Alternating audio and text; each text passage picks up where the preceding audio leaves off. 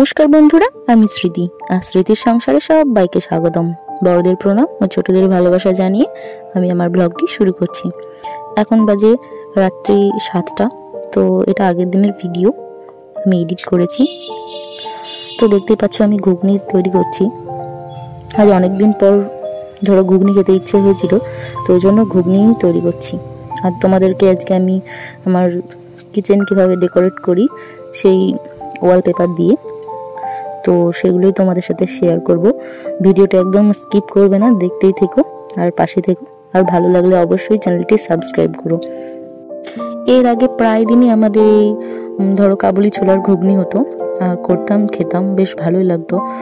আসলে কি বলতো, দোকানের খাবারটা তো অতটা ভালো না, তো সেই জন্য বাড়িতেই রান্না করে ধরো খেতাম, আর খেতেও খুব টেস্টি হতো। আর আমি ঘুগনি তৈরি করলে ধরো আলু দিই, তো আলু দিয়ে আমার বেশি ভালো লাগে। এর মধ্যে দুটো সোয়াবিনও দিয়ে দিব। তো মানে কি বলবো, ডিম সোয়াবিন এইসব দিয়ে বেশ ভালোই লাগে খেতে। তো আজকে বর বলেছিল যে গোটা গোটা ডিমই দিতে, মানে না কুচোতে, তো সেজন্য গোটা গোটা ডিমই দিয়েছি। আর দেখতে পাচ্ছ আমার কিচেনের মানে গ্যাসের সামনে ওই যে কালো স্পট পড়ে গেছে, এর জন্য মানে কি বলবো, ধোঁয়ার কারণে। তো সেই জন্য আমি ভেবেছিলাম একটা ওয়ালপেপার অর্ডার দেব, তো দিয়ে তারপরে ধরো ওইটাকে ঢাকার চেষ্টা করব। বুঝতে পেরেছো? তো সেইটা ধরো করব, এটা মনে মনে প্ল্যান ছিল। তো সেই প্ল্যান মাফিক আমি অর্ডারও দিয়েছিলাম ওয়ালপেপারের।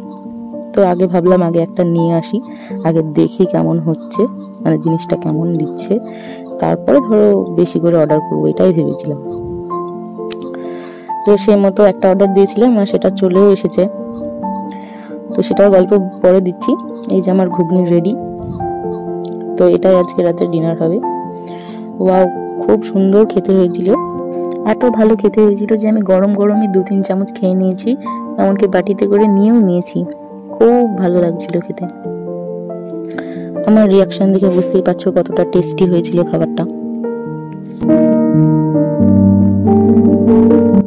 আর এই যে পরের দিন দুপুরবেলা আমার পার্সেল চলে এসেছে। তো এটা তোমাদেরকে খুলে দেখাবো এটা কি। এগুলো আমি প্রায়ই দেখতাম, ভিডিওতেও দেখেছি, এমনকি ধরো ফ্লিপকার্ট, মিশো এসবে ধরো দেখেছি আমি এই ওয়ালপেপারগুলো, বেশ ভালোই লাগে দেখতে। তো সেই জন্য আমি ভাবলাম আমিও এক পিস কিনে নিয়ে আগে দেখি কোথায় কি লাগছে কি না লাগছে, তারপরে ধরো আমি অর্ডার করব আরও বেশি করে। আর আমার কি বলতো, ড্যাম্প ওয়াল, খুব একটা ভালো ওয়াল নয়, মানে মাঝে মাঝে হয়তো সিমেন্টই হয়তো খারাপ ছিল হয়তো, তো ওই জন্য ধরো মানে কেমন একটা ছোপ ছোপ দাগ দেওয়ালে, তো সেইগুলো ঢাকার জন্য ধরো এই ওয়ালপেপার নেওয়ার প্ল্যান। তো সেই মতো নিয়েছি, আর এটা কিচেনেই লাগাবো, তো সেই জন্যই ধরো নিয়েছি। আর যদি ওয়ালে নাও লাগে তো ধরো আমার যেখানে রান্নার খাবার টাবার থুই না, ওখানে কাঠের ধরো প্লেট আছে, তো ভেবেছি ওতে লাগিয়ে দেবো। কেমন লাগে তা দেখতে থাকো তোমরা, আর দেখে অবশ্যই জানিও কেমন হয়েছিল আমার সাজানো গোছানোটা। তো এটা পরের দিন সকালবেলা। তো সকালবেলায় ঘুম থেকে উঠে বিছানা টিছানা ঠিকঠাক করে নিব, আর যাবতীয় যত কাজকর্ম আছে সবগুলোই সেরে নিব। তারপরে রান্নাঘরে গিয়ে সেই ওয়ালপেপারটা, কিচেন পেপারটা সব ধরো লাগাবো। তো প্রত্যেক দিনের মতো আমি এই যে আমার শোকেসটা মুছে নিচ্ছি, কেননা এটা আমার নিত্যদিনের অভ্যাস। আমি একবার যদি মুখ ধুই তো 3 বার ধরো শোকেস একবার করে ঘষি। মুখ ধুতে ভুলে গেলেও কিন্তু শোকেস মুছতে ভুলি না।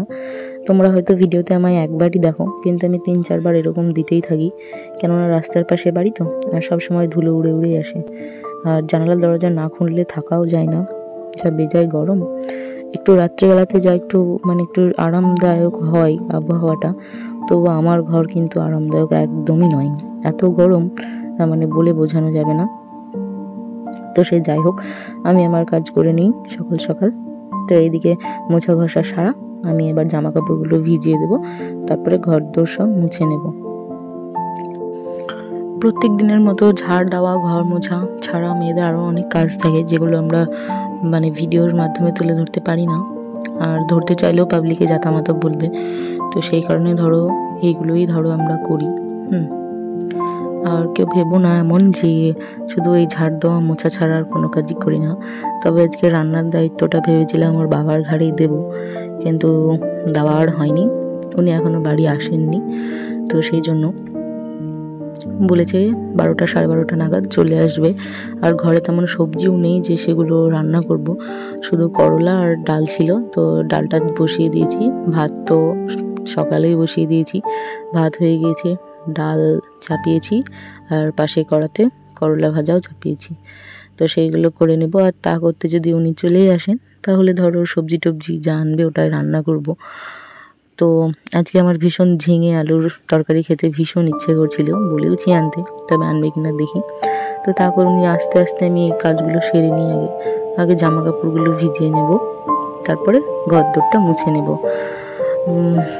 মেয়েদের এই 3-4টে কাজ যদি হয়ে থাকে না, তো মানে মাথা থেকে এক বোঝা টেনশন নেমে যায়। তো আমারও ঠিক তাই। তো এইগুলো খুব তাড়াতাড়ি করার চেষ্টাই করি আমি।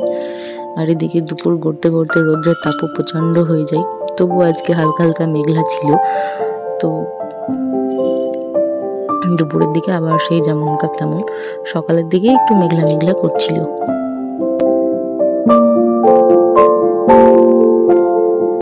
আর এইসব কাজ আরও তাড়াতাড়ি করার একটাই কারণ, কেননা ওই যে পেপার লাগাবো, যদি সেটে না হয় লাগানো তো ওই কাঠের ওইগুলোই লাগাবো, এই প্ল্যান আমার। তো সেগুলো রান্না করার আগেই তো লাগানো যায় না, রান্না করে একদিকে গুছিয়ে নেব, তারপরে ধরো লাগাবো। কিন্তু এদিকে সবজি তো আসছে না, তো কখন কি করব। তো ধরো 1টা বাজতে চললো, তো এখনও ওর বাবা আসেনি। আমি ঘর দৌড় মোছা ঘষা করে নিচ্ছি, তারপরে ভেবেছিলাম যেগুলো ভিজেলাম ওইগুলোও ধরো কেচে নেব। তো তার সেটুকু আর সময় দেয়নি, তার মধ্যেই ধরো উনি চলে এসেছিল। আর এসেই দেখছি শাক সবজি সব কিছুই নিয়ে এসেছে, তোমাদেরকে দেখাবো। কিন্তু মানে কি বলবো, আমার আর এনার্জি নেই কাজ করার, কেননা প্রত্যেক দিনই প্রায় 1টার মধ্যে ধরো খাবার দাবার সবই হয়ে যায়, স্নানও হয়ে যায়। তো আজকে ধরো কিছুই হয়নি, মন মেজাজটা একদম ভালো নেই যে এনার্জি নিয়ে কাজ করব। তো এই দেখো কত সবজি নিয়ে চলে এসেছে। তো এবার বলছে আমায় যে এইগুলো এবার ভাজো, পটল তারপর ভেন্ডি এইগুলো ভাজো। তো আমি বললাম আমি ভাজতে আর পাচ্ছি না, তুমি কেটে কুটে দাও, তারপর আমি দেখছি। তো আমায় বললো একটু লেবু জল খাওয়াও, তারপরে আমি সবজি কেটে দিচ্ছি, তারপরে তোমায় সাহায্য করছি। তো সেই মতো ধরো লেবু জল করে দিলাম। আর এই যে পটল কুচিয়ে দিয়েছে, তারপরে ঝিঙে আলু তরকারিও ধরো ওই কেটে দিয়েছে।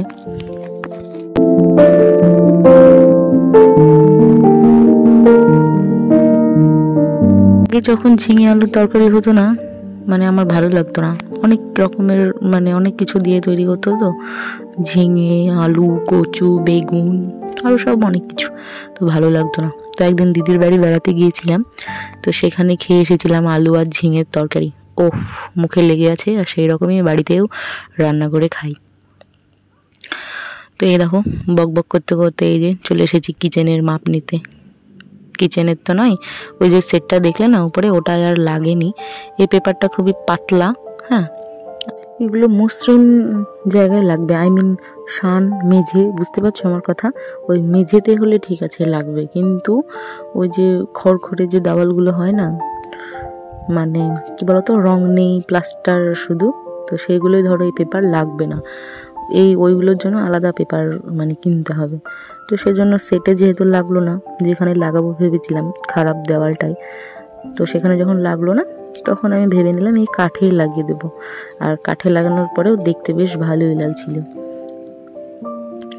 আর এটা এত পাতলা আমি নিজে একা একা ঠিক করতে পারছিলাম না, কিন্তু তবুও একা একাই করতে হয়েছে। তো এই করতে করতে আমার 2টো 2:30 3টে বেজে গিয়েছিল। এই যে দেখো দেওয়ালটা কেমন লাগছে বলো অবশ্যই, হ্যাঁ তোমাদেরকে আরও ভালোভাবে দেখিয়ে দিচ্ছি। এই যে তো আমার তো বেশ ভালোই লাগছিল দেখতে, তো ওই জন্য সব কিছু এক এক করে আবার যেখানকার থেকে নিয়েছিলাম সেখান থেকে আবার উপরে তুলে দিলাম। তো আগের থেকে দেখতে অনেকটা ভালো লাগছিল। আর একদিকে না হয়েছে তো কী হয়েছে, আর একদিকে তো হয়েছে, তো সত্যি খুব সুন্দর লাগছিল। চাইলে তোমরাও নিতে পারো, এরকম মসৃণ জায়গায় লাগাবে, কাঠ বলো মেঝে বলো বা মসৃণ দেওয়াল বলো, পুটি দেওয়াল বলো, এগুলোই লাগবে এই স্টিকারগুলো, তাছাড়া অন্যান্য দেওয়ালে লাগবে না। তো আজকের খাবার ছিল এই যে দেখতেই পাচ্ছ। তো চলো টাটা বাই বাই, ভিডিও আজ এই পর্যন্ত।